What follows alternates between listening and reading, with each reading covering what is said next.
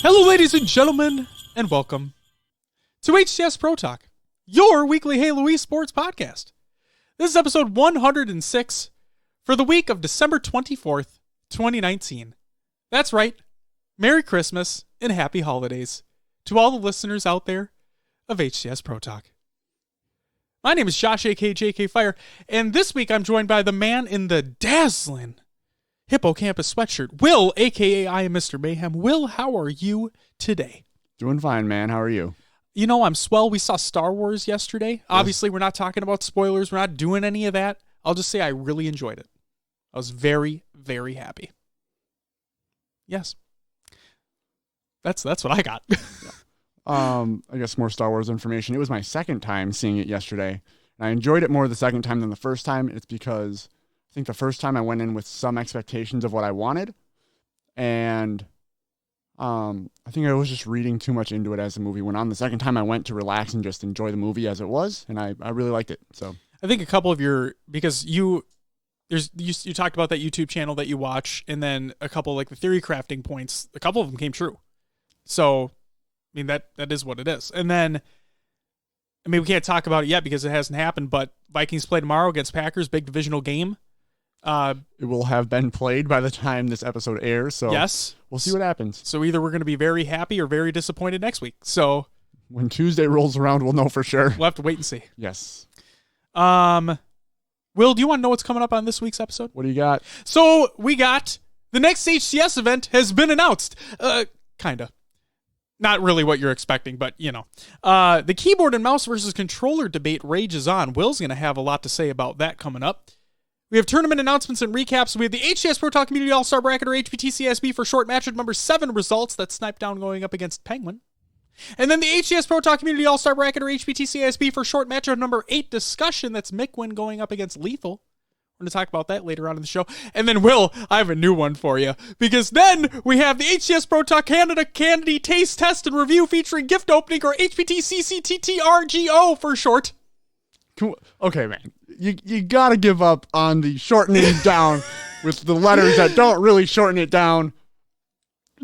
I've had enough, all right? It's okay. I'm going to keep doing it till the end of time. And you know what? There's another really fun soundbite that I haven't had it's been a long time since I've been able to do, and I'm going to do a twist on it. You know what I'm talking about, don't you? It's one I personally do. Maybe. We'll see. Oh, man, it's going to be fun. Just wait. And then we have a boatload of Halo news and some other video games are played as well. But without further ado, let's get into the start of the show and what is COD, another games watch. One Piece. Not the anime. One piece of information. You know what the worst part? I've never actually watched One Piece. I just know that it's the name of an anime. Have you ever watched One Piece before? No. The pirate one? Nah. I think he has like stretchy arms or something. Seems like Luffy or something. I'm butchering everything right now, and probably every One Piece fan that listens to the show is like, I'm gonna kill that man. Like, I understand. I don't blame you. So Hastro knows what's up. This is by Hastro over on Twitter. He states, I'm pretty sure the Dallas Empire COD roster could win some Halo tournaments. I signed some insane gamers. Sheesh. So, I mean, Shotzi, Hook, Crim6. I'm pretty sure that, oh my God, United Pro, previous United. Oh my God. I'm forgetting his name. Either way, no, I mean, that team's unbelievable. The team's going to be unbelievable in COD, and yeah, you have 2 absolute former Halo pros on there. Duh. So this last week, there was a gunfight tournament, which is their 2v2 mode. Yes. In Modern Warfare. It was a Code Red tourney, so Doc was involved. And was Mountain Dew also involved? Probably. Why is it called Code Red? I don't know. It's like just... Okay. I don't know. Yeah. Anyway. Sure. Sorry.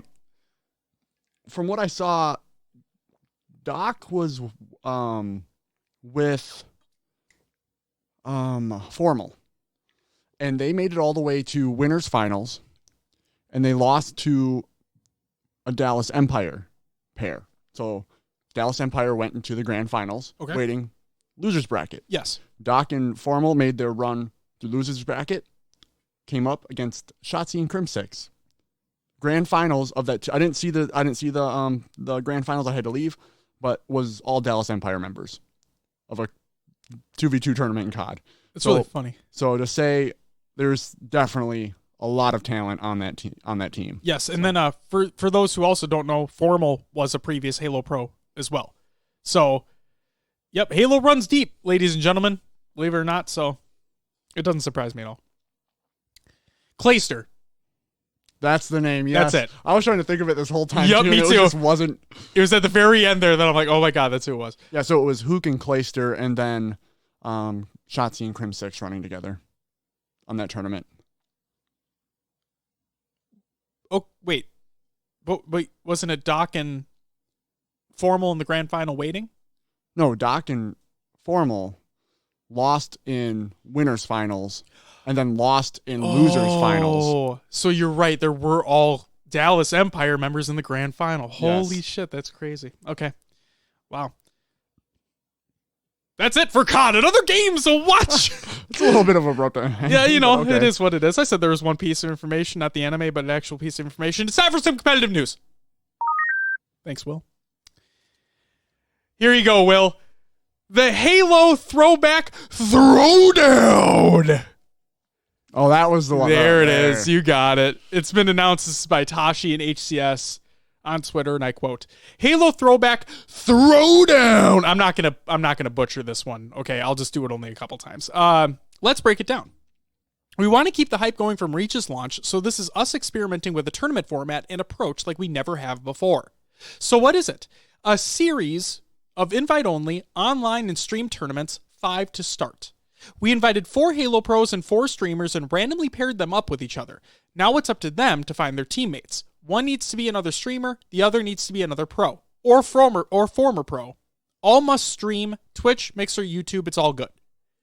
We're also requiring that each team be made up of 2 players on controller and 2 players on mouse and keyboard. They'll be playing hardcore settings this Friday, starting with a 4-team round-robin group stage leading into the finals match and a third-place match. Mark your calendars and keep your Fridays open. So, one we're going to talk about because it already happened. It was on the 20th. Then you have January 3rd, January 10th, January 17th, and January 24th. $10,000 tournament prize pool per tournament is up for grabs. As always, we are taking this opportunity to learn and grow, so feedback is welcome, and thank you. So there you go. Not really the HCS event everybody was looking for, but hey, something to keep you occupied for a little while. Yeah, after that announcement was made, I saw a lot of backlash on Twitter for people being like, what kind of announcement is this? We need open event. It's like, they're doing something. It's, take it for what it is. I'm sure there's more stuff in the works. So wow, Will, it's like you set up a perfect segue. So thank you very much for that. Because the next news story is Tashi is still ironing out the details. This is by Tashi on Twitter, and I quote, still working on locking in details for the first open event for Reach. No announcements today, but in the coming weeks, for sure. Will, you are 100% correct. They're still working on it. Give it some time. We talked about it. It would have been cool to have one announced right away. But you know what? It's not the world we live in. We're here. We wait. And hopefully it's good. From a marketing standpoint, too, doing a streamer tourney first, it's also big. You get a lot of viewers in on your game. Yes, especially when you're bringing in some big boy names. Big boy names for big boy games. Halo Reach is rated M for mature. Big boy game. Okay, next news story. I'm sorry. Summit. So this, I'm not going to use the title I put in here. Okay. So there was a clip that went out of Summit's stream. All right. And so basically the clip from Summit's stream stated that he is done with Reach and that, quote, this game sucks huge wiener. I'm super fucking over it, end quote. He then proceeds to uninstall MCC from Steam. So Saiyan replied to this thread from this clip and he stated, I don't understand any entitlement that any player thinks they can just hop into this game being a good keyboard and mouse player, that they should be able to hang with pro players. It doesn't happen in any other game, and it isn't going to here. Just aim assist, but in the end, it won't matter. Will, you have some information and some thoughts. please take it away. Well, so I just want to preface this with the background. Summit did install this after that tournament. That he was invited to that first tournament. Yes, he did compete. Which we'll talk about coming up here. But from what I've seen, there's still issues with keyboard and mouse players. What it comes down to is reticle refresh rate. Okay. So on a controller, it's a lot slower. On keyboard and mouse, obviously, it's instant. So there's a video I copied a Twitter link into the show notes, so you can go find that. There's a video that shows when you're moving around a map how that can affect you. Basically, what you get on your screen is a ghosting effect and stuttering. So this can happen to environment. This can happen to players when you're on keyboard and mouse. It can really make for an unfair competition if you are playing on keyboard and mouse because you're shooting at a ghost that isn't there. Definitely sounds like it. So let's go back to Summit here. He's playing in a tournament where he's a highly competitive person. Yes. Right? That's why he likes to compete. That's why most of us like to compete, just because you're a competitive person and you love the game. That's what you want to do. He was a former Counter-Strike pro as well. Yeah. So when you go through a tournament and you feel like you're at an unfair advantage the whole game, I can understand why it frustrates you. Now, he's probably got 100 hours in the game. Is he going to know everything that he needs to know? Probably not. I mean, seems like he knows callouts pretty well, to be honest. Yeah. His routing could have been better, but I think that needs to come down to his teammates telling him where to go and what to do. And if you're not practicing with your team the whole time, that chemistry might not be there 100% either. So right. And yeah, he was getting shit on by pros. There's many times, he was getting frustrated with trying to battle Snipe Down when Snipe Down he would get in that power position and just be able to hold it down. And yeah, what are you going to do? Like you gotta work as a team to combat that. I think his frustration's built from the tournament, but what I don't think it's not being the top at the game. I think it's the fact that he feels these issues like aim assist and the stuttering and whatnot are contributing to him not becoming a better player. And said it, adjust the aim assist, but you do need to know how to play Halo in the end and where to be. So I think it's just a combination of everything. Doing a tournament with all these issues still prevalent in the game, they should be fixing them before they come out with these tournaments. That's where it needs to be. You can't release a game and go like, oh yeah, we're going to go into our competitive scene, but oh yeah, you're going to be at a huge disadvantage if you're a mouse and keyboard player. Oh, and by the way, you need 2 mouse and keyboard players on your team. Right. That was kind of the sticking point too for me. That feels kind of shitty. Yeah. Why? Honestly. It's weird. And I get it. They're trying to push their game on mouse and keyboard. They're trying to involve everyone in this tournament. But if the game doesn't work on one side of it, it's just, I would frustrate the hell out of me too. I've pretty much given up on Reach myself on PC. We're obviously going to play the campaign, but competitive Reach, it's not me. It's not for me. Sure. And it doesn't need to be for everyone. So no. The fact of the matter is you guys released this. They released the game. They put it in streamers' hands, these big names, and when it doesn't work for them the way a PC game should work, why shouldn't they be frustrated? Why should they have to be like, oh yeah, this game's awesome, I love it, if it's not working? I don't know. They needed to work, and there was a lot of features there that we didn't expect to be there on release, but they still released a game that has huge PC issues. So I agree. That's where I'm at. I agree 100%. It's what we've already talked about at length. And it sucks when these games release in the states that they're in. It shouldn't be allowed. It just shouldn't. And then you had that massive amount of hype on day one, right? And like, oh my God, the servers work. This is weird. Like, what the hell is this? Yeah. And then a honeymoon phase ended. Yep. All those issues that were there on day one are still there. So, and the fact is Halo needs help to revive it. Mm-hmm.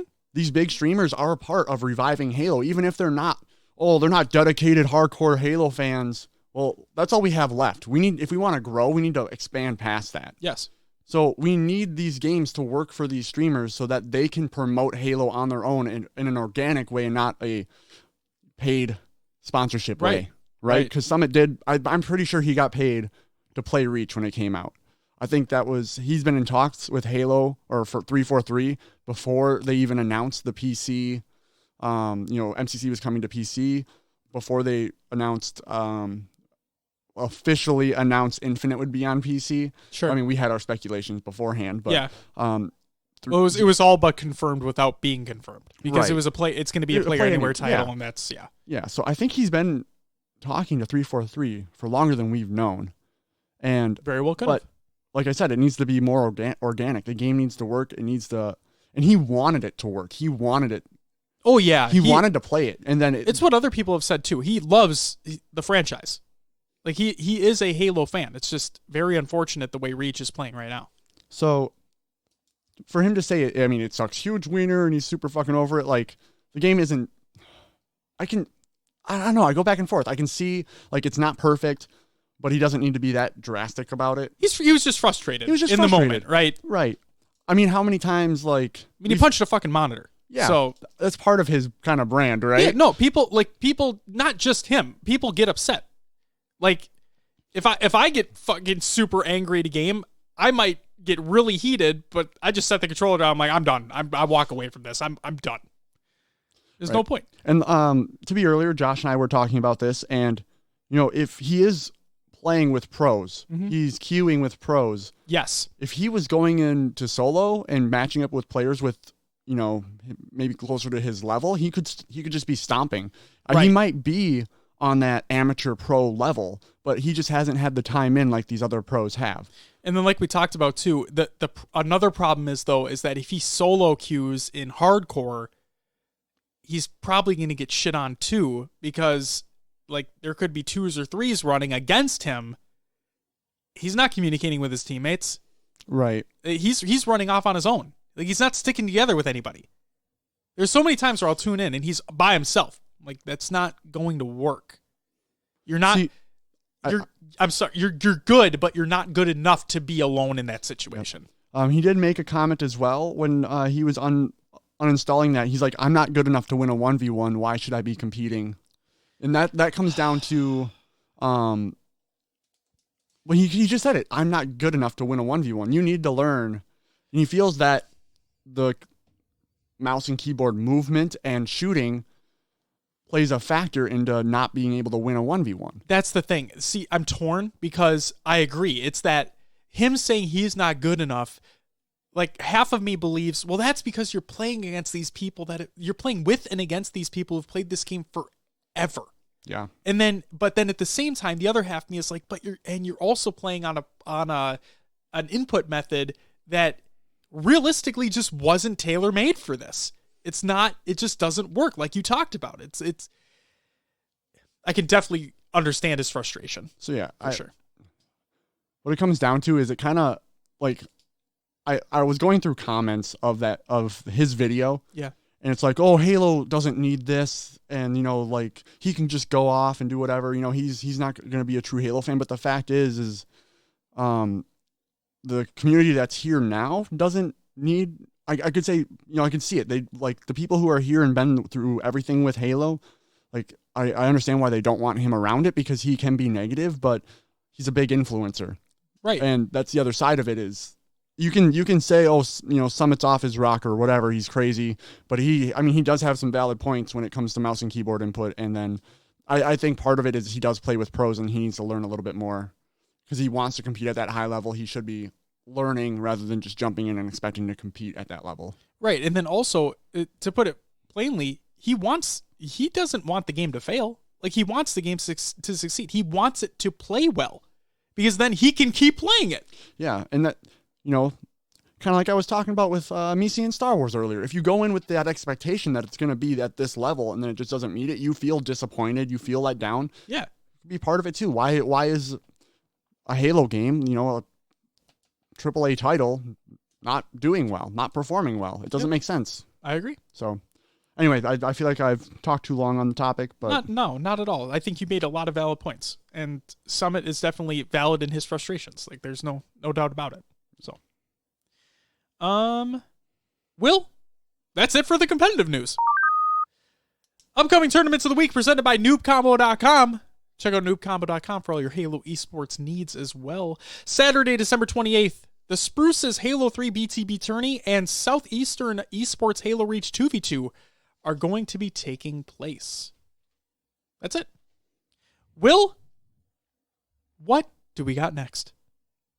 Roster Media! All right, so hinted at it before. We had the HCS Throwback Throwdown #1 rosters. I was close to doing it, but I held myself back. Thank you. You're welcome.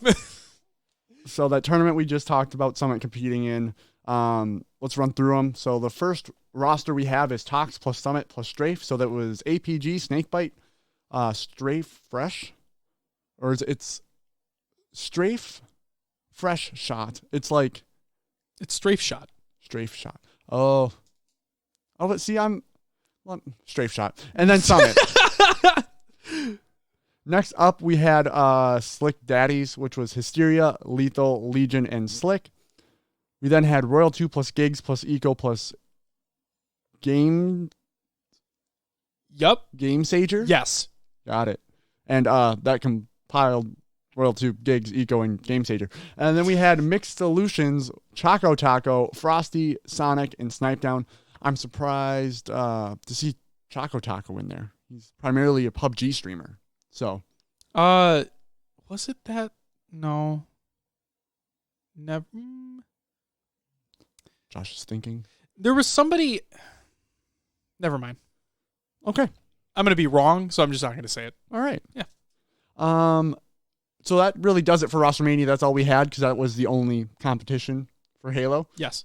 So let's run into the tournament and league recaps, which is the HCS Throwback Throwdown Series results #1. Throwdown! Thanks, Josh. It's the last one I'm doing. All right. So in 4th place was that Mixed Solutions squad. They took home $500. 3rd place went to Slick Daddies, taking home $1,500. 2nd went to Tox, Summit, and Strafe, $3,000. And 1st went to Royal 2 Gigs, Eco, and Game Sager, $5,000.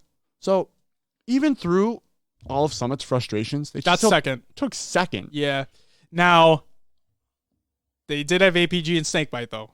Right. And I believe those were the 2 controller players, right? Or was Royal 2? I think Snakebite was on PC as well. Snakebite was on keyboard and mouse? Yes. Ooh. So interesting that... I mean, you've seen his clips, right? He's crazy. Oh, he's ripping faces off. So, again, you can perform at a high level. Hey, Summit, get good. I'm kidding. That was a joke. That was a jab at him. That's all that was. But... yes, so... but even everybody said, like, oh, I switched to mouse and keyboard when I use Sniper. I use controller for everything else. Yeah. Right? Because you can flick those with the Sniper, headshots. yeah. It's crazy. So, yeah. Yeah. Next up, we have the Arena Esports Halo Reach 4v4 results. Due to lack of teams for the 4v4 tournament, it's been canceled. They'll be back soon, so look forward to a new announcement from Arena Esports Halo. We then have the Apex Gaming League Halo Reach PC 2v2 results. Unfortunately, there will be no AGL Halo Reach PC 2v2 tournament due to the team count, again, unfortunately. So they state, continue to follow the Discord and Twitter for upcoming tournament announcements. Also, what does the community want to see? We're trying to give the community what they want with these online tournaments and something to play for that are run very efficiently. So they want it to be run efficiently. Yes. Would you have interest in a 4v4 tournament instead of 2v2, both Xbox specific, etc.? Let us know so they can make it happen. There you go. Yeah, let them know. Let them know. Yeah. So it sounds like teams aren't signing up for Reach. What the hell, guys? You wanted it so damn badly. Now you got it. Sign up. Could it just be that it's Reach? Reach is bad, guys. I've said it for so damn long, and now everybody finally figures it out. Hey, Except Will figured it out within the first week of playing. Thank you. I had to... This kid Bloom is terrible. We did have, like, this surge of excitement for it. Yeah. And... I'll still play it. like, I think Reach was always known for its customization options. Oh, right? yeah, they're fantastic. And they are. And they still, like, the PC stuff, I do want to work for that. But I Yeah. hate that I just have to play Reach to work for that. Like, Not if you're on Xbox. not on Xbox, but. Oh, I know. Want to play it higher than 60 FPS. So, yeah. Yeah. Yeah. I can't wait for the other games to come out. Like Halo 1. You know, I've enjoyed it more. The game is not as bad as I always say it is. Halo 1 is not a bad video game. I don't think it's the best in terms of competitiveness. Like, I don't think it's the best in terms of, like, if you're putting H2 and H3 in there. Even H5 for that matter. But, like, no, from a gameplay standpoint, I like 1 a lot. I think the campaign's too fucking boring and slow, but that's what it is. Whatever. Anyway. Yeah, it is That what it is. does it for the tournament and league recaps of the week. Hell yeah. Which brings us to what, Josh? Our topics of the week, Will. Nice. God, you're just phenomenal with these transitions here. You know that? All right, first one. The HCS Pro Talk Community All-Star Bracket, or HPTCASB for short, matchup number 7. Results. This is Snipe Down versus Penguin. Drum roll, please.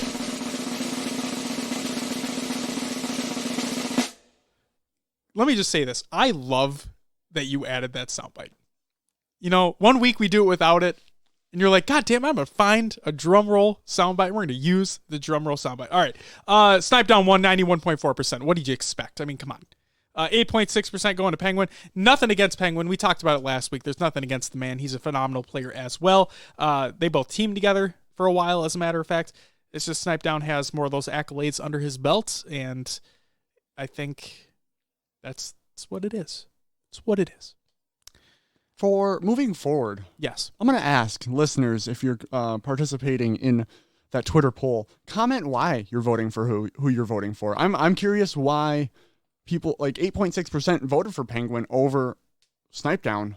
Why did What you? was the reasoning you chose? Because, I mean, we did talk that Snipe Down's very, I mean, he's been around a lot longer. He like Josh said, he has more accolades, but you chose Penguin. I'm kind of curious what they the like reasoning. Arctic animals. Maybe you're just a fan of the Penguins. Who doesn't like penguins? I mean, penguins are fantastic animals. They're great. They're cute. You ever watch March of the Penguins? You should watch that movie. It's good. Or Happy Feet. Okay, we're moving on. It's time for the HCS Pro Talk Community All-Star Bracket, or HPTCASB for short, matchup number 8 discussion. Mickwin, Lethal. Oh, I'm just going to get this out of the way right now. A lot of the brackets that we received, my personal thoughts included, believe Lethal will win the whole thing. Okay? Just keep that in mind while I run through this. Okay? What do you got, man? But here's something that might actually surprise you. We're going to start with stats first. Okay? Like we usually do. But this one... Okay. Now, I'm going to preface this. This is only for Halo 5, obviously. It's from Halo Data Hive.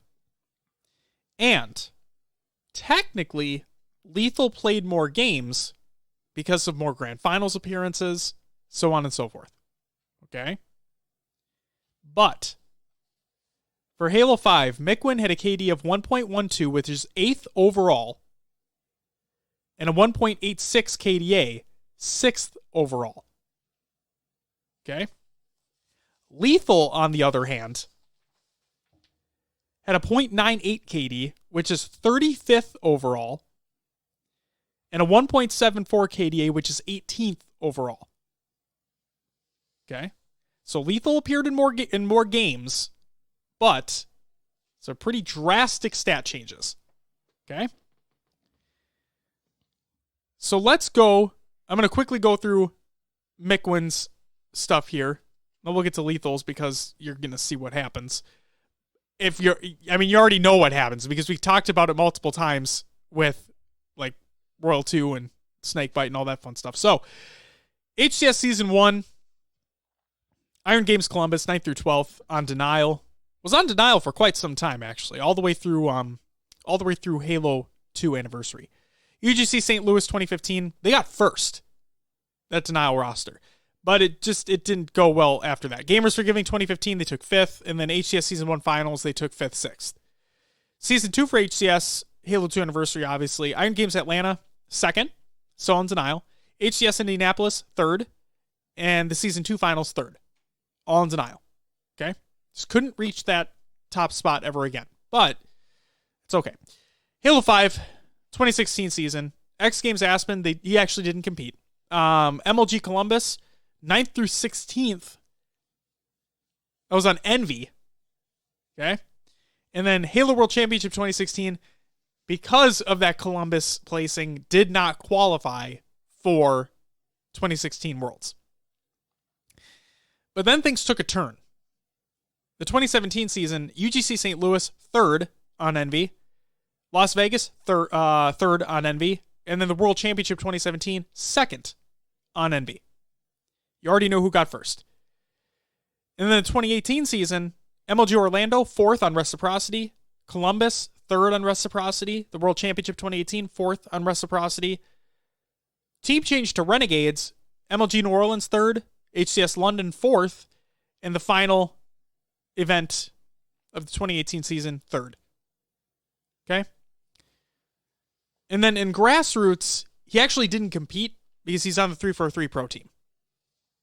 So I think he didn't compete because of that reason, but he was never in any of the things. So there's that. Is there anything you want to quickly talk about with McWin?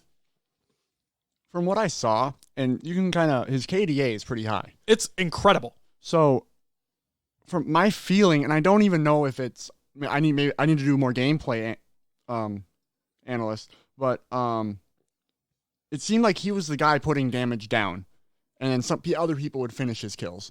Like, that's just what it seemed like to me. He was a great support player. Exactly. Great support player. He would drive more of the setups.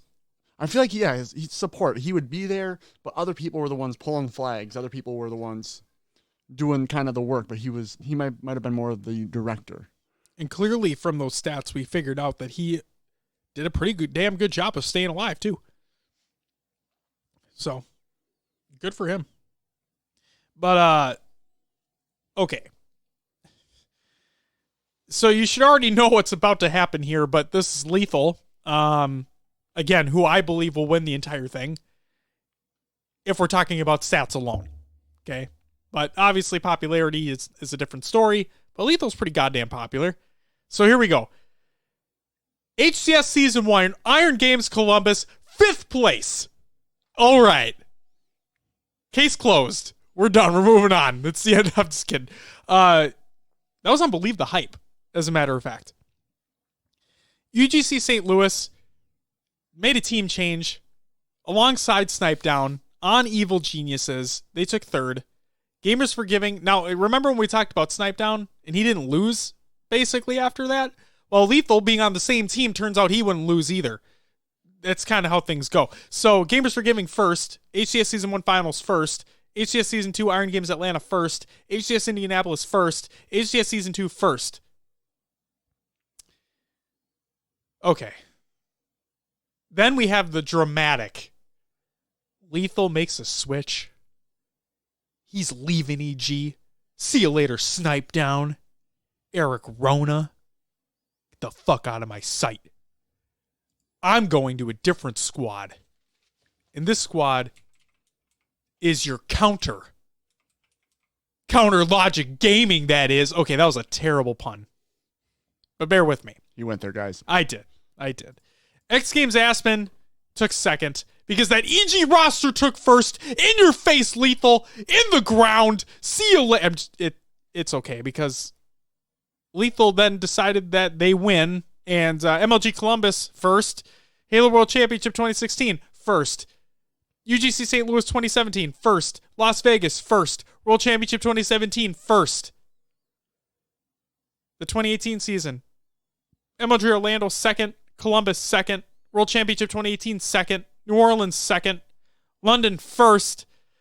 And the final event of Halo 5 1st place. The fun doesn't stop there, folks. Grassroots season, Halo 3, UGC's the Halo Classic 1st. HCS Invitational, second. Gamers for Giving, first. DreamHack Dallas, first. Didn't compete at Red Bull. Did not compete at Face It. UGC's Halo Classic Atlantic City, third. And then DreamHack Atlanta, first.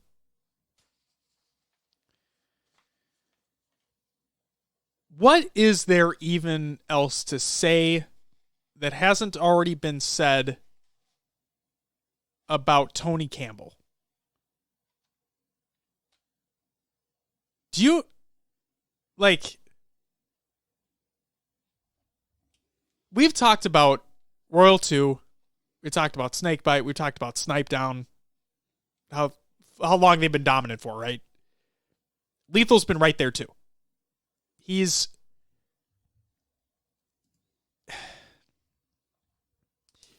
Do you think... I'm going to throw something at you here. Go ahead. Say the Snipe Down Lethal split doesn't happen. Oh, man, I thought about this for so long. Like... Does that dynasty exist?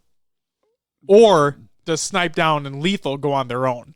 So, after Lethal left Evil Geniuses... Yes. They then played with Commonly... Yep. Because it was Lunch, Roy, Lethal, Snipe Down. Yes. They then played with Commonly after Lethal left, and then Suspector. Yes, and with Commonly, they won X Games. That was the first event that he was in. So after, I believe, we transitioned to Halo 4, we're in Halo 5 at that point. Yep. Going to UGC St. Louis. And that's where Snipe Down teams with Pistola, Hook, and... Well, Lethal was on that team too. He must have came back for... Am I getting my dates mixed up here? I don't know. Are you? It says UGC St. Louis 2016. Lethal, Pistola, Hook, and Snipe Down. Anyway, let's move past that. Team Envy. Yeah. Pistola, Mickwin, Snipe Down, and Hook. Yep. Say Mickwin is dropped and Lethal is still there. And then you have the powerhouse of Hook running with Lethal and Snipe Down and Pistola, the wizard himself. Like, could that have been the Tox CLG matchup before Splice, right? Could that have been the team that contested them even more so than this Envy team did? Like, wouldn't have that been crazy? I will humor the hell out of that. I think that would be insane. Because you saw the dominant run that Lethal and Snipe Down had in H2A. Like, you saw that. And they've been competing for fucking ever. So... if they would have stayed together, I mean, like we said, nothing against Mickwin, all right? Nothing against him. But man, because you have Pistola and Snipe Down, two of the longest running teammates in Halo, period, right? I mean, that's Snipe Down's longest running teammate he's ever had. You keep Lethal on that roster and you bring in the young gun Hook, kind of like how CLG brought in the young gun Frosty. Oh man, that would be that'd be a dangerous roster. Dangerous. And then even so, after Hook left, that's when Snipe Down transitioned to Reciprocity. Then you have Mickwin, Penguin, Spartan, but you leave Lethal in there, and then you still have Mickwin, Penguin, or Spartan, whatever one he would replace. I think they still would have been decent. So who does CLG pick up and replace if Lethal never left EG? Who would or does CLG stick with Ogre 2? Does Ogre 2 not stop competing? Because they're still dominant? Because they would have still been dominant and we would still have Ogre 2? Would they have been? That's the question. Because I felt like he was kind of waning off, to be honest. He always will be and forever. He has been and always will be the GOAT. But man. Well, let's look at it this way. After Lethal left, they didn't pick up Pistola right away. No. He went with Lunch, Roy, and Commonly. Yep. With his Pistola, he was another dominant force at the time. Would we have seen Pistola on CLG at the time? God, like Halo theory crafting. Yeah. Holy shit. It would have sent, if Lethal didn't leave, it would have sent a wave through the community and would that shook up all these teams. CLG Optic Tox dynasty have ever existed if that move didn't take place? If that one move, if Lethal didn't go to CLG, would this dynasty have existed? Or, CLG just basically always bought their top team, would have the Envy team become CLG based off their. It's crazy to think. That's insane, man. So anyway, it's crazy the amount of pull one player can have on a team. Yes, and he's Now, one of the all-time greats. You do talk about KDA through Halo 5, KDA being kind of far down there. Yeah, his was. So what is that attributed to based off, because he was such a dominant player through H2A? Was it because Frosty the Young Gun was in making all these crazy plays, and was he trying to be the support player, or was he always head first in, get the information, and maybe he dies more often and then his team surrounds around him? I was going to say, because the thing that I noticed the most, just thinking back, thinking about specific circumstances and certain games, it's been what? It's been Royal 2 hanging back with the sniper. Yep. Like that's what you see. You see him like on Coliseum, you see him hanging out on elbow, right? With a sniper or hanging around bridge, not really moving forward a lot. And it's the other players that are trying to take, and you have Frosty making his weird ass jumps and whatnot, and then I bet you have Snakebite and Lethal going in there. Well, if the Collie flag play, right? Lethal goes to top rockets, Snakebite runs underneath and just avoids rockets. Yep. Lethal might die up top, but Snakebite gets that but flag nobody pull. sees. Yeah, nobody sees going basement. Like no one. Yep. So Snakebite gets that flag pull and grabs rockets on his way back. Yep. And it could have been that Lethal was just there for bait. I mean, could have been. If you have two players that go snipe and two that go to that side, and you take out those players and he pulls that flag, it's almost a guaranteed cap if he gets rockets on the way back and they have power position.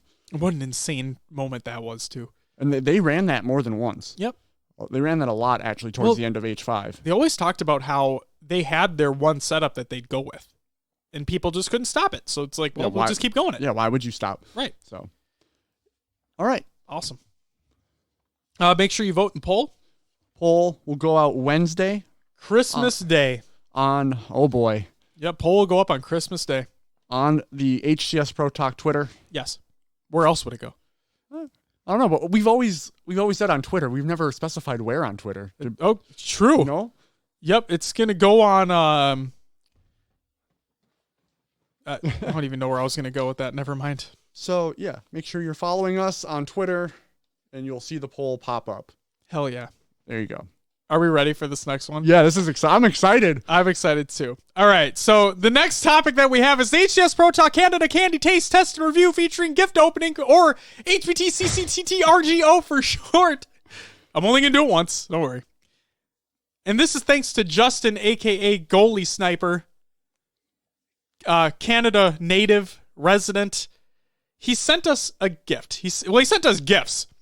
He sent us both of us, a wrapped present that we are going to open up live. Well, live for us, like a recording for you guys. But yeah, on the recording, we're going to open it. And then we have Canada candy that one of them is a straight up ripoff of what we have in the United States. So, Will, what do we got? What are our candies? So, yeah, we're going to start with the candy first. Okay. Let's start off. So, let the listeners know what the three things we have here. So we have Smarties by Nestle, which, if you know what Smarties are in the U.S., yes, these are completely different. Yes. They look almost like our M&Ms. Yes.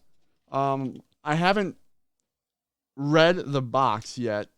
Now, for the record here, we are trying these for the first time right now. Yeah, we have not tried these before. We didn't open them up before. We are opening them up right now, trying them for the first time right now. What else do we got? Okay, Will? the second one is Rockets, which literally look like what Smarties are called in the U.S. Yeah, they're Smarties. These are straight up Smarties. I want to taste them, though, and see if they're... All right, should we do this first? We'll do Rockies first?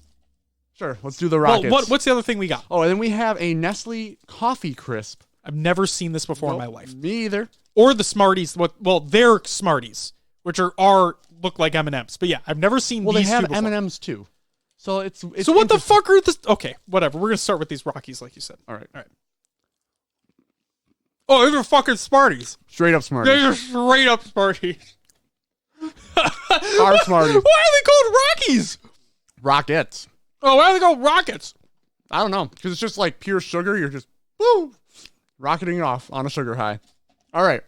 They're Smarties. Still good. Oh, they're great. I love them. I'll eat the shit Now, out of them. my question is, Yeah. I noticed on the side of the Smarties box, it says, do you save the red for last? You make them last. There's no artificial colors. They spelled colors wrong.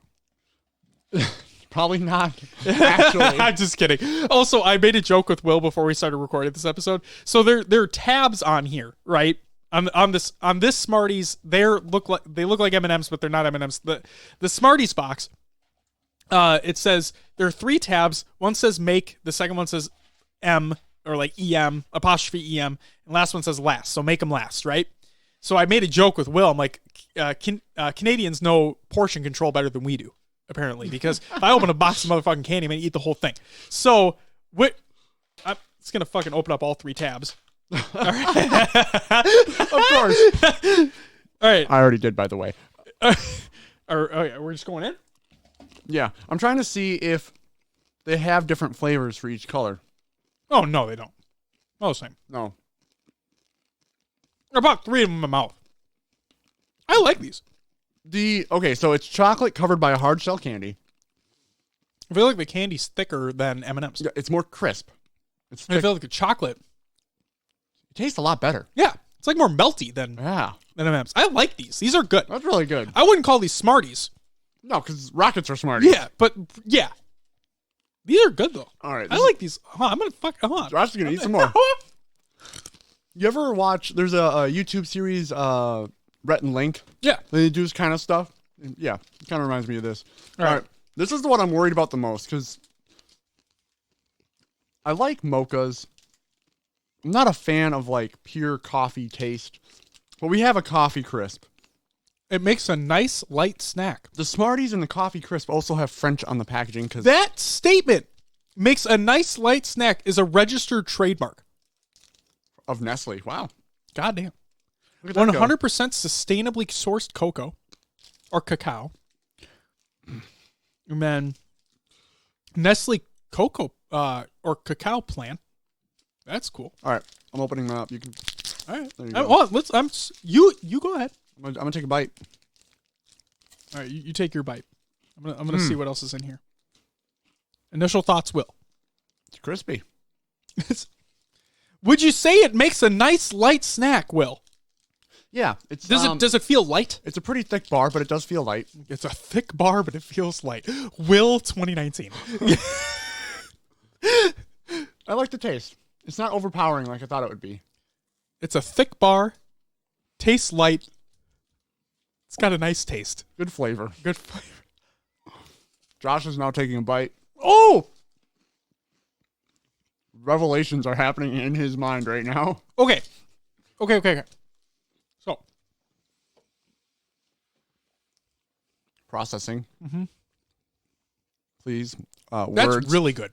Yeah. And I didn't want to talk my mouth full, but okay. You know what that straight up reminds me of? You know those wafer cookies?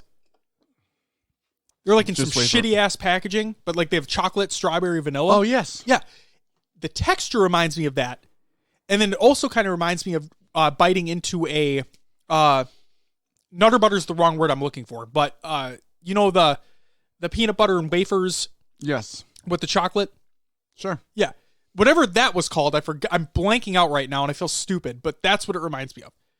And that coffee flavor is not, like you said, it's not strong. I like it a lot. That's really good. A lot of coffee stuff in the U.S. does seem a bit overpowered. I'm going to take another bite of this. Okay. You do that. I'm going to grab some more. I don't want to call them Smarties because they're not Smarties, but they're labeled Smarties. Should we open our presents? Yes. We're supposed to do this at the same time? Are we? I don't know. Did you not read the I directions? read the note. You said do it on the show. All right. I'm going to get some nice wrapping paper, some blue white and blue snowflakes. All right. I think you open yours first. Right. Just, I'm not going to lie to you. I left my note at home, so I'm sorry. I think I already know what mine is. So It's wrapped. oh, there's a note in yours. There's a note in mine. Oh shit! Should I open mine? I fucking hate you. I can read the box. God, Justin, no. Yes. So, note on the front says, Will, God you're damn the it. quarterback of this amazing podcast. I want more Will rants in 2020. Well, you kind of got one today. There you go. Please, please, please text Josh the pun from this every morning just to double his suffering.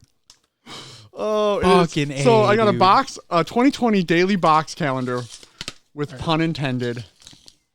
And don't worry, Justin, these will be sent every single day. I hate you. I hate both of you now. You love it. I do. All right, here we. Oh God. Okay, I have a note too. Okay. So I knew this was coming. My coworkers didn't believe it when I said that a listener of this show, good friend Justin LeFleche, was going to be getting me another one. But here we go. Josh, you're a dad now, so you have to put up. So you have to up your dad joke game. Plus, I know you'll now start every day of 2020 shaking your head and saying "fuck." Love goalie sniper, aka Justin LeFleche. It's a 2020 dad jokes calendar. 365 days of pun. God damn it, of pun-believable jokes. Don't look ahead. You can't look ahead. That's cheating. It's okay. I've done the same thing. Okay. I don't blame you. So, like, the first one isn't the first day. What is it? It's like, it says, it's got like 2020 year at a glance. And if you flip it up, it's got like a little pre-pun for you. All right, I should see if mine does too. Then we can we're- really get the show kicking off. We're afraid for this calendar. I already fucking hate this. And the one Its thing days are numbered. Oh, I wish you could see his face right now. ladies and gentlemen, that's see ya fuckers. Just I'm not leaving. Wow. The worst part is like I played totally into that. Okay, so the one thing I'm worried about is I don't think this is the same company who did the other calendar that I had. So I'm worried of duplicates. Oh, sure. Right? But that's bound to happen. Yeah, I I did mean- this for 360 fucking 5 days straight. So There's only so many dad jokes in the world. I know, and wish they all burn, but whatever. All right. Let's see if there's one in here. Do you get a, Oh, I don't. it just starts off? on January 1st. okay. Which means so January 1st is on a Wednesday. So I'll save this for next week's show. Right? Yeah, next week's show. And I'll say it. Okay? I'll bring this to next week's show. We could just post every single day in the Discord. Okay, we can do that too. We'll figure it out. Oh, no. Actually, I'm glad because the first one you can't actually answer. Oh. Quit looking ahead.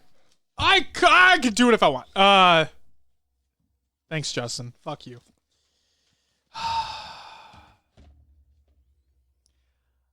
I'm going to have another piece of my coffee crisp. All right. That's going to do it for the topic. Justin, thank you so much. This is going to be fun. I can't wait to see Josh's reaction. He's probably going to cuss at me through text every day. Yep. That's basically how it goes. Also, rockets are not rockets, they're Smarties. Get it right, Canada? I wonder what came first.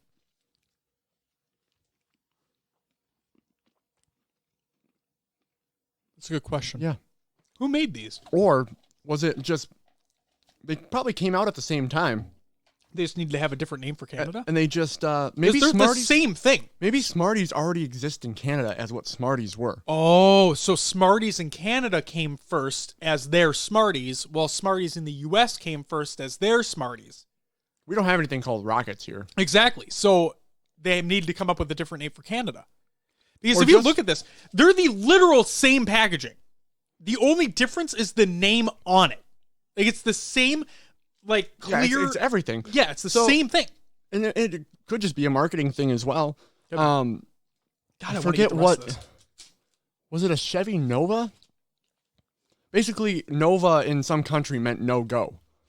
So when Chevy imported or exported their Chevy Novas to there, no one bought them because it was a car that was literally called no go. why would you buy it? So name change, maybe it's just a marketing thing. Anyway, that's all we have for the topic this week. Thanks, Will. I'm still eating my thing.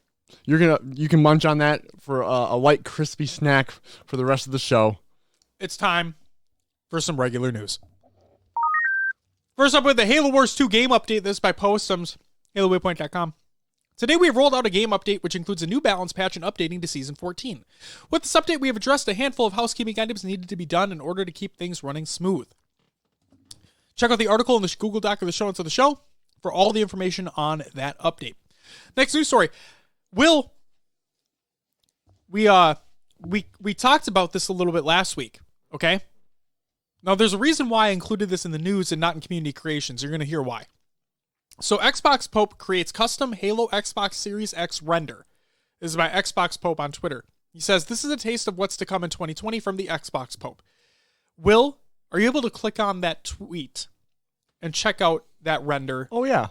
Looks really good, right? Oh, yeah. It is a Halo-themed, it's like a Master Chief-y looking render of an Xbox Series X console. I mean, yeah, it's straight up Master Chief. It's got UNSC branding on, kind of tilted on the top left if you're laying it flat, on the top right if it's standing. Sure. And then 117 on the bottom. Yes. So, yeah, straight up Master Chief. So, Phil Spencer, head of Xbox, replied to his tweet. And this is why it's in the news. I quote, "One thing we really like about the design is the ability to do limited edition editions, wraps, custom, etc. It wasn't a design criteria. That was all about the function of the console, but the result leaves a nice forward face for some creative opportunities." So there you go. We talked about how cool it would be if Infinite came out with one on day one, or just comes out with one in general. The possibilities are infinite. I am worried about if they come out with, so... You talk, I'm going to eat the rest of my crisp. With this being a more high-powered console, air quotes around console because it looks like a friggin' PC, those cases are specifically designed to disperse heat. And will a wrap, with it being this high-powered of a console, kind of interfere with that? Well, the fan, the exhaust is coming out the top. Sure. So if you're wrapping the box, though, it would just make... I mean, the heat has to disperse through the metal a little bit. Sure, a little. So are you going to burn out your... Unless it's plastic. It could be. Anyway, just my thought. But I am excited to see custom editions. Yes. Hopefully Infinite has one on day one. It'd be great. I finished my light crisp. It was delicious. Next news story. Halo the Master Chief Collection patch notes. This is by Interception Subfragator. Over on support.halowaypoint.com. This is the new Halo support site. I don't know why that person names that, but whatever. It is what it is. Are you trying to figure out what it is? Yeah, like it's like subfragator. Subfragator? I think it's fraggator. Like Fraggator? Yeah, like you're fragging out. Yeah. Fraggator. It's an alligator. That frags. In a submarine. We all live in the yellow sub. Okay. And I quote, "Today, a small patch is available for MCC on Xbox One and PC, which addresses a few specific items that the team has been working on. This update has been in development since just prior to launch and is not intended to address many of the issues players have been reporting. Most of the current known issues are top areas of feedback from players are longer-led work items that the team is continuing to investigate, and work will continue in the beginning of the new year. So, improvements to narration across front-end interface for Xbox. Addressed a mechanic for mouse and keyboard players which improves precision of aiming when taking damage." We're going to go in depth on this one. As part of our ongoing work to assess player feedback across controller and mouse and keyboard inputs, the team discovered a legacy mechanic from the original game that was contributing to negative sentiment regarding the feel and responsiveness of playing on mouse and keyboard. We've adjusted this mechanic and are interested in what the community thinks of this change. The team will continue to monitor player feedback around controller and mouse and keyboard input. To my knowledge, that tournament that was played was on this patch. So clearly there's work that needs to be done, and actually we're going to talk about that later. So Additional small fixes were also done, and playlist updates. Social 4v4 made various weighting adjustments. Players will spend a bit less time on anniversary maps and a bit more time on vanilla maps and classic Forge map variants. That's not hardcore, that's social. And now Social 8v8 retuned weighting to better balance DLC and vanilla maps. Very nice, I like this map weighting, I like this. And then for hardcore, retuned weighting based on player feedback. Previously, each map and game type combination held equal weight, although it really didn't feel like that. Zealot and Sanctuary CTF hold very high weight. Countdown and Pit CTF, Zealot and Sanctuary Slayer, and Nexus King of the Hill hold high weight.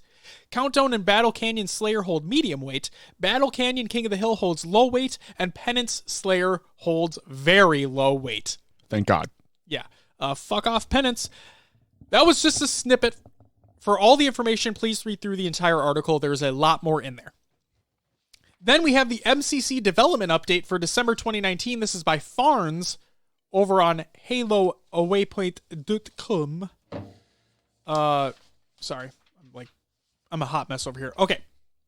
To kick things off, in celebration of the Halo Days season, we're happy to announce the return of the Ugly Sweater nameplate in MCC. To claim your very own commemorative nameplate, complete one of the following criteria between now and January 6, 2020. Matchmaking complete without quitting 10 matches on snowy multiplayer and or firefight maps, and then a campaign beat the par score in any 2 snowy campaign missions. We'll hand these out to eligible players following the January 6th cutoff at the latest. In addition, MCC players will also enjoy double XP for medals and double the XP cap for medal categories from now until January 6th. XP earned for time played is unchanged, so be sure to support your team and defeat your opponents in style for maximum XP gains. In other words, going AFK will not benefit you and will just hurt the experience for others and likely get you banned. Don't be an asshole, right? That wasn't in the article. That was me saying that. Clearly.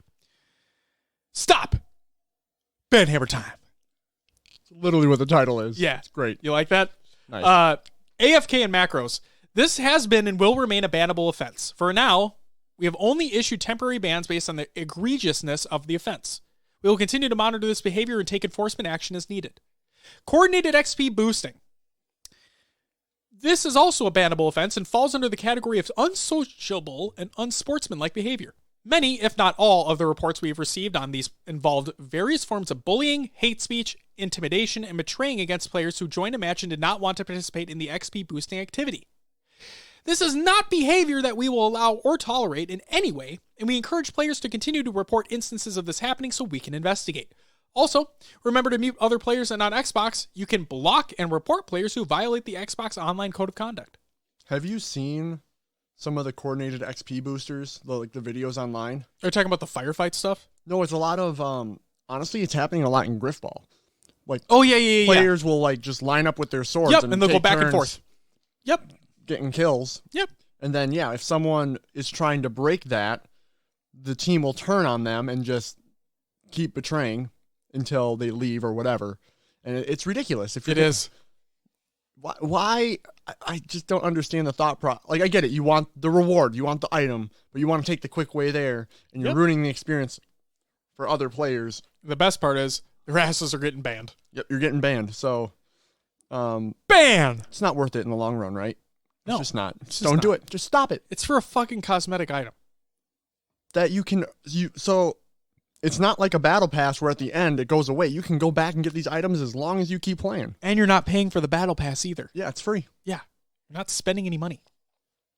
All right. And then firefight suicides.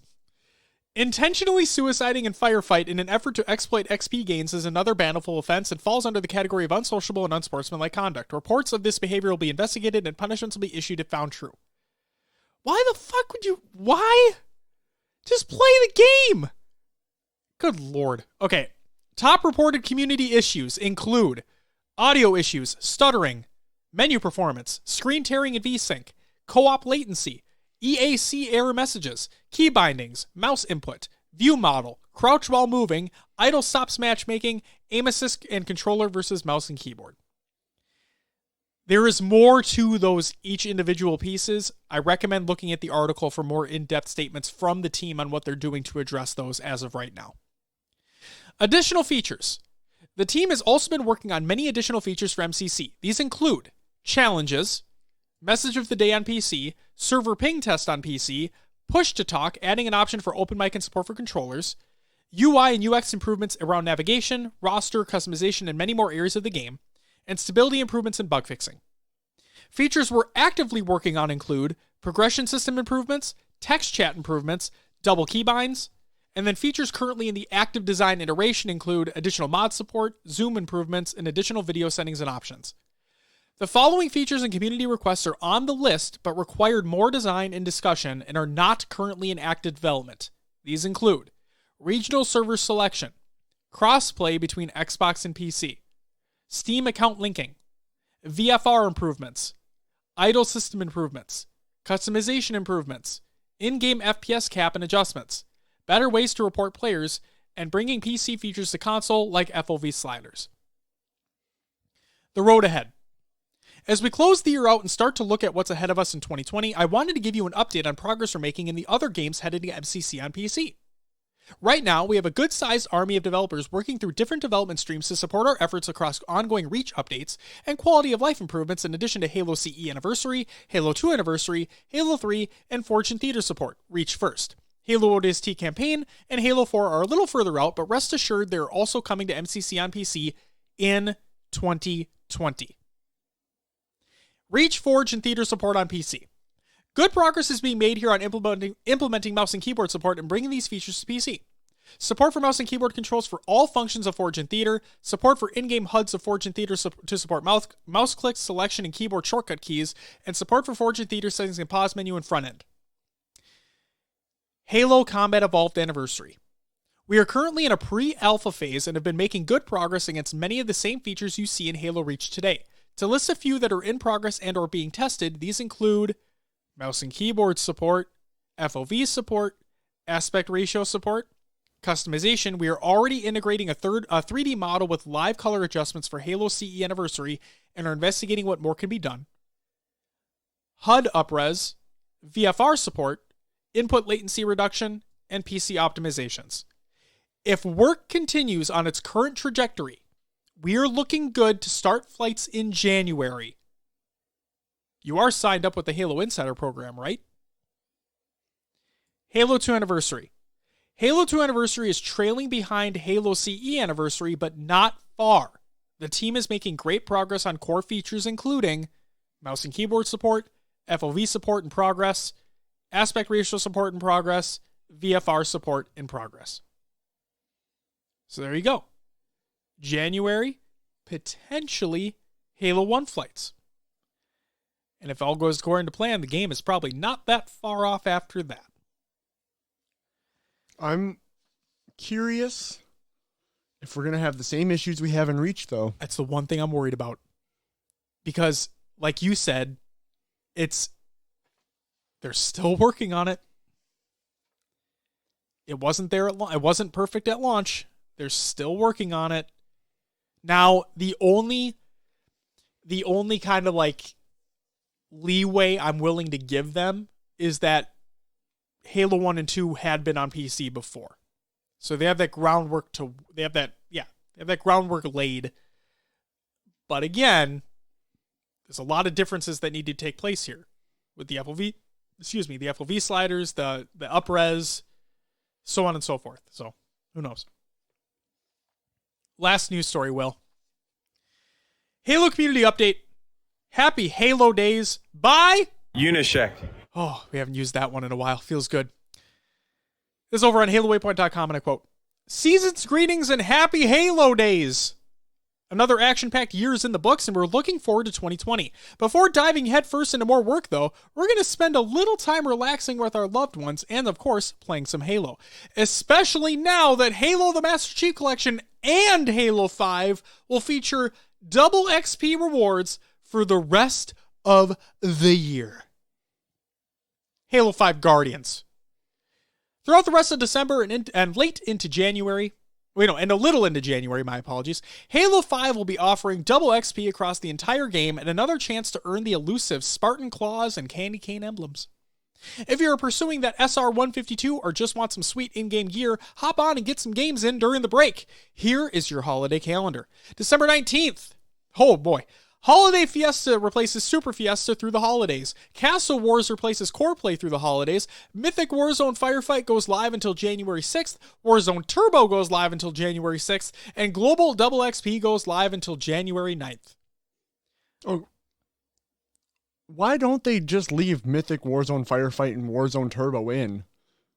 Like nonstop. Well, Will, you see, the population doesn't support that many playlists, Will. But they're like, when those playlists come out, they're one of the most played, right? Will, you are going to hate what I'm about to say. If you keep them up all the time, people stop playing. What I should have said was, you're going to hate what Unishek says. Because on January 9th, Head-to-Head replaces Mythic Arena and Ranked, and Super Fiesta replaces Holiday Fiesta. As mentioned in a community update back in October, we'll be looking to reduce the amount of playlists in 2020 to ensure a quality matchmaking experience across the entire game. This reduction will begin when we come back from the holiday break and get to examine current player trends. Over the past 4 years, we've continuously added playlists to the point where we now have 18 unique playlists, sometimes even more. This upcoming year will reel things in a bit to maintain good connections, search times, and match fairness. I get it, but I don't like it. I know, I understand. So there's too many playlists, not enough people. Yes. If you keep them all going, search you're not going times to are going to find be games. a massive. Yeah, it's going to be a nightmare.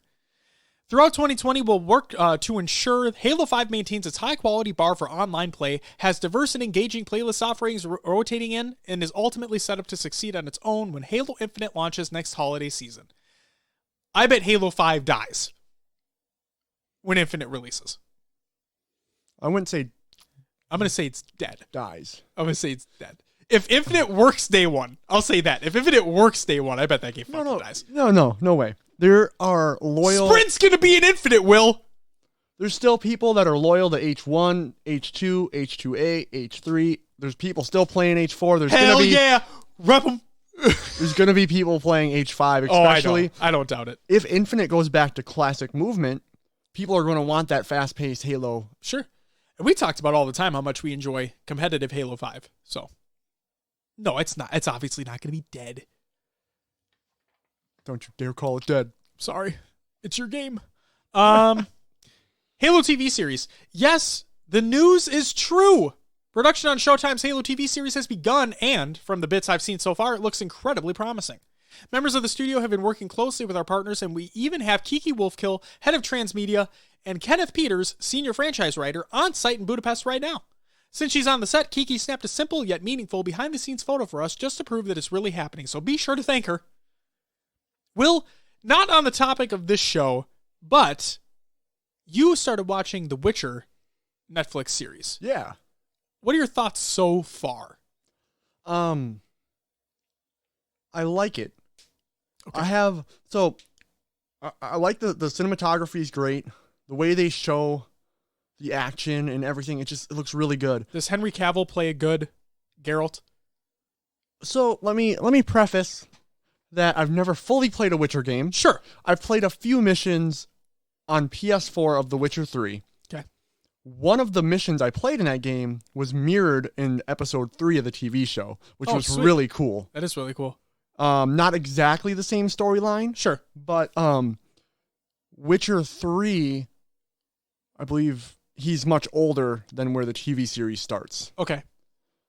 I know Yennefer and Ciri, they're both like young in the TV show. Yeah, I remember seeing promo pictures. Super young. Like Yeah. Ciri Yep, Ciri. is like, I would say maybe 10. So I don't know where they are in The Witcher 3. So, Older than that. It's Geralt, right? Geralt. God damn it, Geralt. In the game, he's a very experienced Witcher. And he makes allusions to things he's done in the past. Sure. And I feel like this is building up to like his experience. It's kind of cool to see Sure. the beginning side of things. I like that. and how I think it's going to give more background information, but more storyline, more origins of things that you may. I don't even know which are 1 or 2 pick up on. I've never played them, so it's okay. But I like it, and I'm hoping. So I'm not remembering off the top of my head. Does the Halo series follow Master Chief? I believe he will be in it, but I don't think he is the main factor. See, I think that's where they went wrong, is because the Halo universe is so expansive. Yeah. That if you're not following a specific character like the Master Chief or Halsey or whatever it is, like you're too far removed from the main storyline that you could go in any direction, and you're not going to grasp the core fan base because the core fan base is Master Chief. I do love me some Master Chief. So I feel like Dom, our friend Dom, likes the Master Chief character based off just him being a badass. Yeah, when he's not talking. Yeah. So, like, you remove that component of the Halo story, and all of a sudden, Dom, who is a fan of, like, I'd say the early Halo titles, he'll like Halo. Who might be interested in the TV series if it was about Master Chief, but that main character is gone. I don't think Dom would be interested. No, I doubt he'd watch it anyway. The man won't even watch The Mandalorian. Oh, sad day. But he's not a big Star Wars fan. That's we can hope for the best here, though. Yeah. Maybe if we're seeing Master Chief, they'll tie it in. Maybe we'll see different battles that he shows up at, and it ties in how he was able to do certain things by the background work that was done by other soldiers or I'd be down for other that. Spartans, other ODSTs, whatever it may be.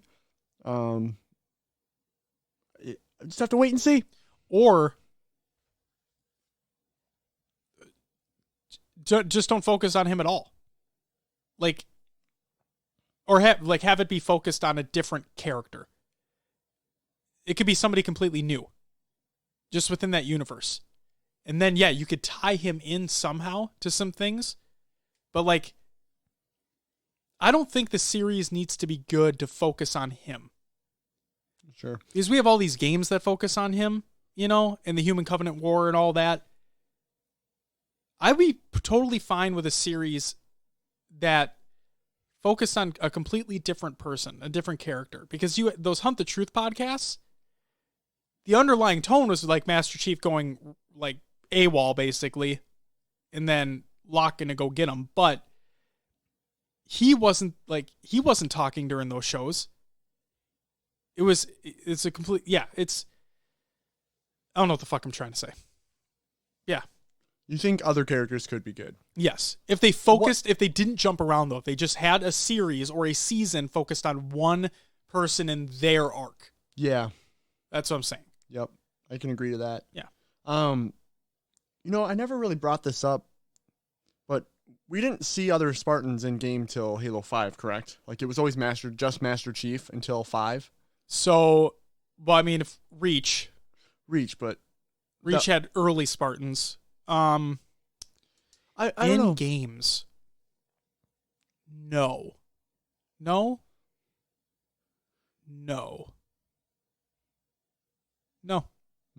Okay. It was just, I was just thinking about Reach was the first one with another Spartan, and then 4 had Palmer. Yeah, bringing up following other characters. Yep. It made me think of how in Halo 5, you're kind of the story mode was always Chief until 5, where all of a sudden you're playing as the other Spartans. Yes. Or at least Locke. Yes.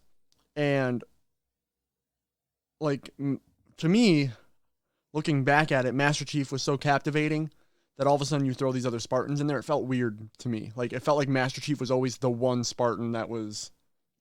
he is the best, so to say. So he was humanity's last hope, mm-hmm. right? And then the other thing is that one of the problem for some, not problem for others, because everything's divisive, right? But with Halo 5, a lot of people's complaints were, well, I didn't read the books, so I'm not going to have an understanding because Blue Team is his team. Yeah. They've been together for a long time. But people wouldn't necessarily know that unless they read some novels to figure that out. So us seeing Blue Team together in a game for the first time, that was cool. But I agree. I wish it was very disheartening to me that the game didn't focus on Chief. And it was actually very disheartening that one of the big things talked about when Halo 5 came out was the marketing lied. Just like straight up lied to us about what this game is going to be about, because they had that promotional material of Hunt the Truth. It's season 1 of Hunt the Truth, which was phenomenal. And it felt like it laid just that foundation of, oh my God, did he go AWOL? Did he go rogue? What the fuck is going on here? And then, oh no, you come to find out that he's just perfectly fine and Cortana's just calling out for him. So, yep, that's what that was. So it was disheartening. Right. So, I guess I'm going to go back into, like, now that because we talked about the games when I played them, right? Yep. And it was usually right after I'd played them. Looking back now, like, I wish, so we had the Didact in 4, right? That was died like a bitch. I mean, he didn't die, though. Right. He's in comics after the fact. He didn't die. But yeah, but, the Didact. Yep. Was the Didact the one who you kept fighting throughout? Yep. Or no, that was that was 5. Warden yeah, Eternal. You're talking about Warden Eternal, yeah. I wish they would have built up the Didact more in 4. Like, I wish more information on him. And that's the thing. If you read the book, you would have gotten that information. But if you didn't, then you're kind of boned. So same thing with 5. Yep. Warden Eternal was a shitty character, by the way, but that's besides the point. I get what they were doing. It did feel kind of cheap to just keep fighting him over and over again. Like we don't, like, if there was different iterations, you know what I mean? Like, well, it's funny because this was so weird to me, thinking in hindsight about it. The Warden Eternal was like Cortana's right-hand man, right? Cortana wanted Chief. Like, why are you fighting him? Like, leave him alone. Just be nice. And then he'll go to Cortana a lot quicker than you stopping him. Like, what are you doing? I think it was like Chief always needed something to push him forward. Sure. You think that was it, that he needed that fight to keep him going? Sure. To be like, oh, maybe Cortana's in danger. I need to get to her. Yep. Sure. Like, what the fuck? Whatever. Either way. And then 5 with having the other Spartans that just weren't there before. Yep. That you never saw in any of the other games was like, whoa, where did these guys come from? Because never read anything outside of the games. And you didn't play ODST, which had Buck. Yeah. Before he was a Spartan, he was in ODST. So, sorry, just the desk. Yeah. Anyway. Frustrations, man. Looking back, I'm having realizations of other frustrations besides just what's the game itself was. Yes. But anyway, hopefully this TV series doesn't feel... I'm bringing it all back. This TV series doesn't feel like that, where it's a piece of Halo that just feels outside of what it should be. Agreed. All right. And here's hoping that Infinite maybe patches some of these story beats, bring things together, gives us something grand and complete. That's what I'll say, right? Speaking of it, see these transitions, man. The last piece of this article for Halo Infinite. Well, I don't have any new Halo Infinite details for you in this community update. I did want to give you a refresher about what's been confirmed so far. General details. Release date, holiday 2020. In other words, it's the same date as the Series X. Platforms. Xbox Series X, formerly known as Project Scarlet, the entire Xbox One family of devices, and Windows PCs. In-universe timing. It follows the Master Chief story sometime after Halo 5 Guardians' conclusion. Okay. Flighting programs. These opt-in flights will start small and slowly expand out until release, so sign up for the Halo Insider program if you haven't already. And then for the Pro Team, we've assembled an internal Pro Team for Halo Infinite. Game features. Split screen. Split screen is up and running internally. LAN. Halo Infinite will support LAN. Is that official LAN, or is that this like networky LAN bullshit that Right. 5 had? Well, if And MCC. we're getting like a little mini PC tower, maybe we will have LAN support. that actual LAN Oh support. my god, wouldn't that be crazy? Back in black. Back in black. Black undersuits will be in the game. Player customization. If you like the level of armor customization options in Halo Reach, you will be pleased. Now, are you gonna customize for your own multiplayer character, or are you changing Chief's armor? Because you can't do that. I don't think you change your Chiefs. No, you can't do that.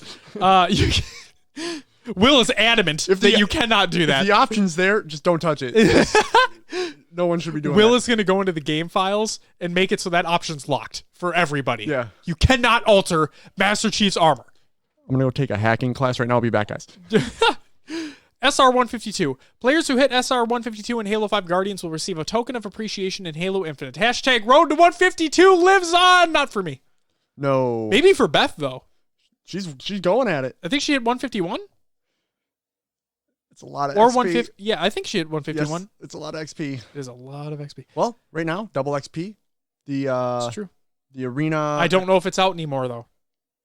Yeah, I don't know if the packs are still out, but Yes. they were available. I got Yes. 40 of them. Nice. Not 40 packs, 40 boosts. Yes. Total, because I had enough points. Will spent over $200 on packs. Yeah, just to get to 152. That's not happening. I'd have to play for like over a year plus. Good thing we have one. We have a year, Will. Oh, God. 5 hours a day every day. It wouldn't happen. We're becoming pro. At 5 Halo hours 5. a day, every day. Yep.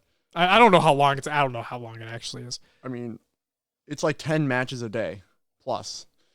Well, without boost, though, it jumps exponentially Yeah, exactly. for how many So- you need. Well, and that's when they had that. They had a playlist that was Rock and rail. rock and rail, super It quick was timing. so good. Best thing ever. Yep. I burned through my boost in that Oh mode. yeah, same. Yep. And that jumped me up pretty far. But then once you get to, I'm at 144 right now. Yeah. And I know once you get to like 145, 6, 7, it just crawls. Well, And then to even farther. and to put things into perspective, the amount of time, the amount of XP it takes from 151 to 150, we know, or it's 150, 1 to 150. is the same amount it takes from 150 to 152. Yeah. It's crazy. It's insane. And then Forge, our famous editing tool, will be in Halo Infinite. We'll have undo and redo buttons, which is a first for Forge. There you go. Will, that's it for the regular news. And now it's time for Will's Adventures within the Haloverse. Lowercase 2. Will, what'd you play this week? All right. I played some Modern Warfare. Modern Warfare. Jumped on there with my buddy Joey. The new season, right? Yeah. They have Content drop. They have their own battle pass. They have. Yeah. I mean, it's been out for a little bit now. Now, do you have to buy said battle pass? They have a free one and they have a premium one. Got it. Okay, continue. Premium you have to pay for, but yeah, we talked about that. They have a new infection mode. Ooh. Basically, I don't know what it's. I don't remember what it's called. Some zombies. But yeah, basically, one person is a player with a little faster movement, and you have a throwing knife. Okay. Or just a combat knife. A combat knife. Okay. So you have to run around and it's like the sword. All right. Yeah, I can dig it. So yep, and then the person who becomes the first zombie gets the same weapon. So you get a gun until you kill someone else. Then it becomes knives. Does that make sense? So like everybody spawns with an AK. Yeah. So the first zombie gets an AK until he gets that first kill. Then it goes to knife. Oh, because I like that because you can steamroll if you have a gun against somebody with only a knife. Yeah. So it makes it less because basically. I mean, if you think of infection, people just all camp in a corner and mow down. Yep. That first gun gives you a chance to get another zombie on your I like team. that a lot. Okay, good. That's a really good idea. Yeah. It was really fun. We were just goofing around. I got my party chat to work, so I was talking in game with everyone. And nice. Some people are horrible. Some people are really funny. People. And it was, it wasn't a competitive mode. It's infection. I keep calling it infection, but that's the Halo term for it, right? Sure.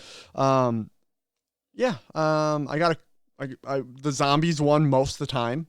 It was very rare that the players would win. The map with the bridge in the middle. Oh, God. The one that everybody hates? There's a spot where the players can get outside the map and sit behind barbed wire. No. And it's like, yep, and they can, if they mount up, it, so on some maps on Call of Duty, you can go outside the map, but it says return to map. There's a barricade that if you mount on it, it thinks you're still in the map. So you can just sit outside this barricade, and the last few people were sitting there, but once we finally got enough zombies, we were able to jump over the barricade and finally get them. But for most of the game, it was just us running at them, trying to get these people. Just needed that coordinated effort to flush the fuckers out. Yeah. So yeah, it's fun. I liked it. I had a good time just relaxing. I played some Star Wars Battlefront 2 on PC. Yep. They had their new content update. Yes. So I was one of the people inflicted by the new content update where you go to start the game, you get the first title screen, and it closes out. And this happened for about 2 days until they finally released an update, and then it works now. But I cannot use my mouse or keyboard. It has to be controller. I don't know what's going on with the game. Oh no! But I can't use my mouse. Like to select, I can't move. It's horrible. So I have to plug in a controller to play, which is fine. I enjoyed it on controller. Okay, so you had fun? Yeah, I had a good time. I didn't play like the standard like domination mode or anything. I played heroes and villains because you get to play. That's fun. Yeah, as the heroes and villains. So, there's some people that are just crazy good at that game that have been playing for so long, and you just get steamrolled, and it's like, okay, whatever. Did you play as Rilo Ken? I think I did for one match. Surprised you didn't correct me. I knew what you were talking about. Kylo Ren. Rilo Ken. Okay. His long lost cousin. Yeah. My favorite character to play as is Anakin. Okay. Darth Maul, because the double-bladed lightsaber is pretty cool too. His moves. Love him so much. Yeah, I basically chose just anyone I could with a lightsaber. I didn't want to.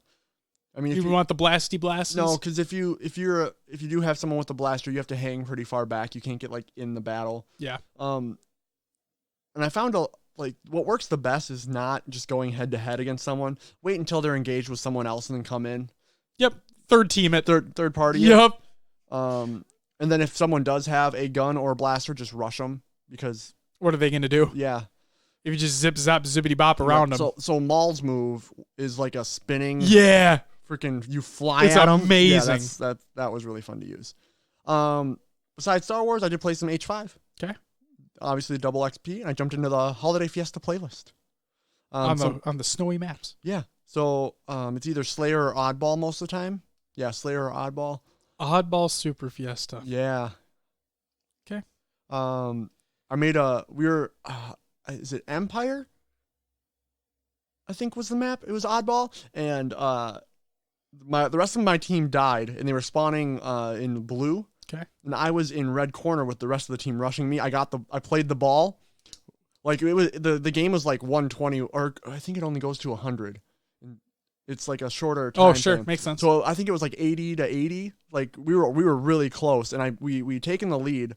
And I saw my whole team die. And I'm like, well, shit. They're coming for you. They're coming for me. Yeah. So I played the ball just as someone killed me. So I was just sitting on the edge of the map. Yep. Played ball. My team then spawned blue and got the ball back, and we ended up winning the game. That's so I'm awesome. like, I feel like even though I didn't win the game. Oh no, you won the game. I won the game. I made you that straight play. up won the game. It felt good. Nice felt job. Good. Finally, making some IQ plays rather than just trying to fight my way out of it. You jumped off with that, man. I jumped off with him. Yes, you did.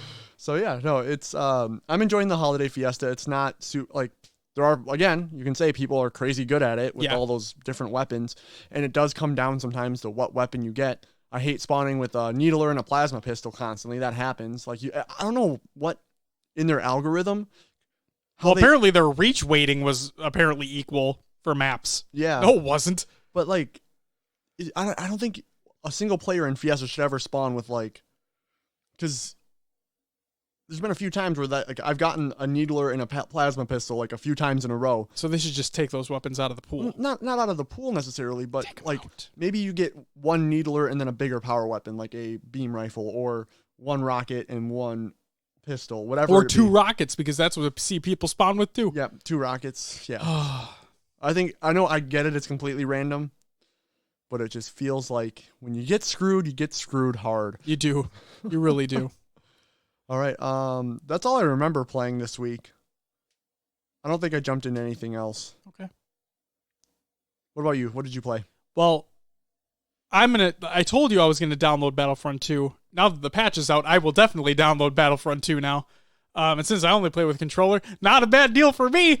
No, I played 2 games this week. I played Control. I finished it, and Game of the Year stuff, right? It's coming up. I have my list out by the end of the year, so I wanted to finish Control. Meh. And then Death Stranding. Will. Walking Simulator. So I got it when it was on sale. I told myself I would not buy it, but I did. And I'm still very early on. My coworker who is obsessed with the game told me that if you realistically want to have any shot of continually playing through it, get through chapter 3 as fast as you possibly can. Like get through up to and through chapter 3 as fast as you can. Because that's when the game opens up. I'm like, okay. I will say I've played maybe a couple hours so far or something, and it's definitely been a lot of movie watching and not a lot of gameplay, which is actually fine because the gameplay is not that great. But no, it looks real. Like it just looks real. And the performances are fantastic so far. I think the names of the characters are fucking stupid. There's a guy, I'm not kidding. His name is Die Hardman. Really? Yep. The main character's name is Sam Porter Bridges. Porter is his occupation. Bridges is the company that he works for. Sam Porter Bridges. The names are real dumb. But performances are really good so far. I'll continue playing it. We'll see what happens. But I know I shit on it a lot before it even came out. Like when the reviews came out, I'm like, I had a feeling that's exactly what that game was going to be. So far playing it, yup. But the performances are keeping me engaged so far. Are you enjoying it? That's my question. Are you actually enjoying your time while in that game? So far, in the actual gameplay that I've done, I've completed about 4 missions total, I'd say. There have been 2 instances where, wow, this is a really poorly optimized mechanic. Okay. Other than that, yes. With a question mark, so kinda. Yeah, kinda. Because what the reviews were talking about and whatnot is that it's you're alone, basically. And you plot your path. You have your delivery that you need to make. You may run into some shit. You may not. Terrain can be an asshole. There's just a lot of things you have to keep in the back of your mind when you're going. And it's kind of cool playing that juggling act, but it's also really annoying playing that juggling act. So it's a give and take, for sure. I will wait to give a lot more thought if and when I get past chapter 3. Like when the game opens up, I'm anxious to see what happens there. Because a lot of the reviews and whatnot focused on the early game because obviously like Kojima didn't want people seeing what was in the later parts of the game. Mm-hmm. Right? So we'll see. But what I will say is this. So I finished Control, right? And I said, meh. I was so frustrated at the end. Like I forced myself to finish it because I knew I was close. And I just forced myself to get through the rest of it. And I'm like, okay, sure. One of the things that I like about video games is the way they do storytelling through cinematics. Okay? God of War, for example, right? Phenomenal cinematics. They tell a compelling story. You don't have to read a lot. Okay? You get your point across that way. In Control, I felt like there was way too much reading. Will, there are over 120 collectibles in Control. They're all either audio logs, emails, transcripts, log files, things you read or listen to. And things you read are far more in quantity than the things you listen to. Those combined are far more than things that you watch. So, and those, that's where the main story points come from, are the collectibles? Not the main story points, but a lot more of the stuff that you'd want to know about. Like the intricate details and whatnot that would tie things together are all in those logs. Now, not as a detriment to the game, because I know people would come at me for this. The game takes place in a place called the Federal Bureau of Control, a government agency to fight to fight against paranormal things and like alternate realities and so on and so forth, right? So the whole game takes place in this building, this ever-changing, ever-evolving building, and the aesthetics are amazing. And so I get it that, oh, there's a lot of secrets, there's a lot of hidden things in here, there's a lot of weird stuff going on. A lot of this is in redacted files that you should read through and emails and stuff that people aren't going to talk about. You know, I get that. But when there's so much of it, oh man, that completely takes me away from everything else that's happening in that game. And then, remember when I complained about Jedi Fallen Order that we talked about it where the meditation points aren't used as fast travel points? Mm-hmm. In Control, they are, which is great. That's fantastic. But load times are atrocious. So I'm playing on a 1X, okay? I shit you not. It's like 30 seconds or more to get into the fucking game. Then, let's say you die, which can happen pretty quickly if you get overwhelmed. You have to just sit there and wait. It's not instantaneous. It's not 5 seconds. It's a long time. Every time. Then, talk about poor optimization. Let's say I pause the game. Okay? I just pause it. But let's say I immediately unpause it. Well, the game decides that it wants to go and then you're back to actually controlling your character again. It's the same thing when you open up your inventory. It's bad in that regard. And yeah. I think that, and also I don't like the checkpoint system in that game, because those control points, like the meditation points in Fallen Order, those are your respawn points. So, for instance, let's say I'm going into this pretty big fight, and it's a multi-wave fight, and I die midway through. Well, let's say the last control point that I went to was like in the same area, but further away than the closest one that should be. Well, you spawn at that one that you last saved at, that you last auto-saved at. Not the one that you passed recently, but the one that you, yeah. So you have to run all the way back to where you were. And then luckily, sometimes what will happen is if you're midway through that waved fight, it'll start you at that waved position. You just start from there. But if you die again, you spawn all the way back there, run through again. It's just annoying. It's a minor inconvenience that really took away from the game itself, especially with the amount of time it takes to respawn. That's it. I ranted on for far too long. That's it. I played 2 games. I'm sorry. Will, it's time for some shoutouts. Happy belated birthday to Formal. We talked about him earlier. And Bobetta Feta. There you go. Happy birthday. Hope it was a great one. And I guess I be happy that you don't have your birthday on Christmas Eve or Christmas Day. I hear you don't get as many presents if you have that. So my brother-in-law's on Christmas Eve, so it'll be fun for him. That's it for the shout out. It's time for some community creations. Meme Saturday. Damn it. Yeah, it should be Monday. Actually, it's funny because I saw on Reddit yesterday, obviously. We record on Sunday, so yesterday was Saturday. I saw on Reddit, and they go, oh, forgot meme Saturday was a thing. Here's a meme. Should be meme Monday. Bring it back. Then we have How to Play Halo Reach Nexus King of the Hill by Onset. YouTube, check it out. Then we have Spring Jumping in Halo Reach, How It Works and Where to Use It by Shyway. Check it out. And then we have Clips of the Week number 33 by High Tech Redneck.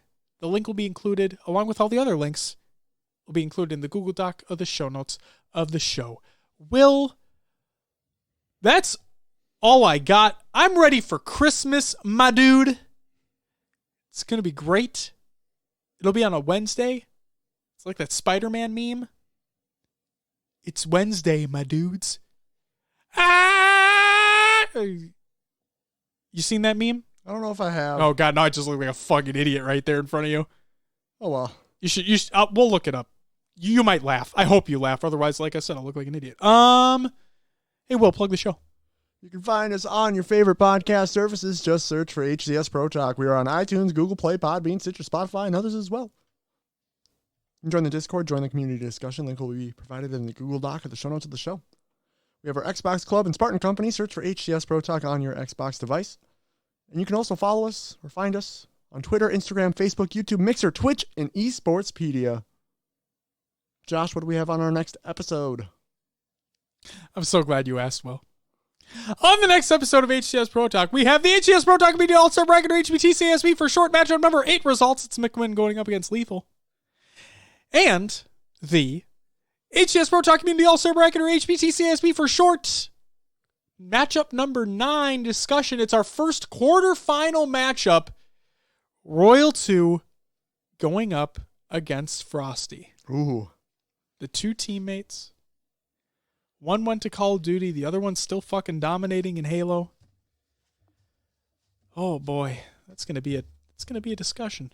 Old man versus young blood. Teammates. It's gonna be something. I'm excited. Are you excited, Will? Of course. Are you excited for Christmas, Will? Yeah. I'm excited for days off work. You know? Sure. Do you have Eve off? Or no? No, just Christmas Day and New Year's Day. Okay. And then also,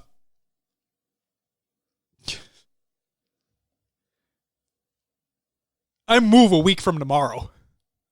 Yeah? You excited? Oh, I'm stressed as fuck right now. I'm not going to lie to you. It's a big task. It is. I'm very excited, though, because like I said, the first thing, there's a reason why I'm talking about it. Not tooting horns or anything.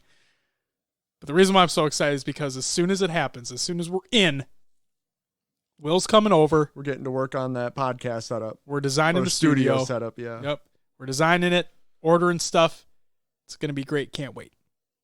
I'm very excited. I'm so fucking excited. It's like the light at the end of the tunnel that I'm looking at right now. Like, I just need to get through this disaster of a week. Yes, Christmas is included, but oh man, I can't wait. Ladies and gentlemen, that is going to do it for episode 106 of HCS Pro Talk. I want to thank you very much for listening. Have a Merry Christmas and a Happy Holidays from us to you.